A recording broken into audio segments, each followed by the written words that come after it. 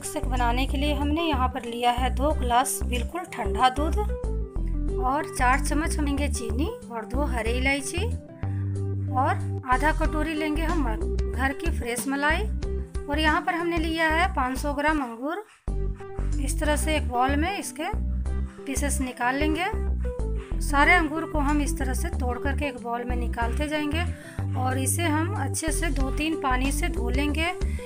अंगूर को पकने में बहुत ही केमिकल का इस्तेमाल होता है, इसलिए हमें इसे साफ पानी से धोना है।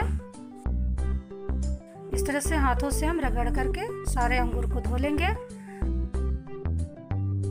तो 3 से 4 बार हमने अंगूर को धो लिया है। देख सकते हैं कि अब इसका जो पानी है वो एकदम साफ है।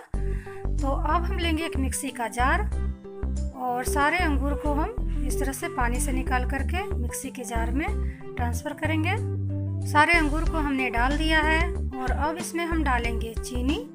अगर अंगूर ज़्यादा खट्टे हैं तो आप इसमें ज़्यादा चीनी का इस्तेमाल कर सकते हैं। और साथ ही इसमें हरी इलायची को भी डाल देंगे कि साथ साथ वो भी पिस जाएगा। और साथ ही इसमें हम डालेंगे 1 कप दूध। अभी हमें ज़्यादा दूध का इस्तेमाल नहीं करना है। और अब हम इसे अच्छे से पेस्ट बना लेंगे।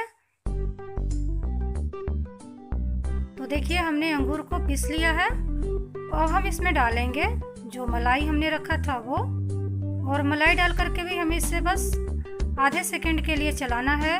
अगर ज़्यादा मलाई को हम इस तरह से मिक्सी में चलाएंगे तो उसमें से मक्खन निकलने लगेगा, तो ज़्यादा देर हमें मलाई को डाल के मिक्सी को नहीं चलाना है।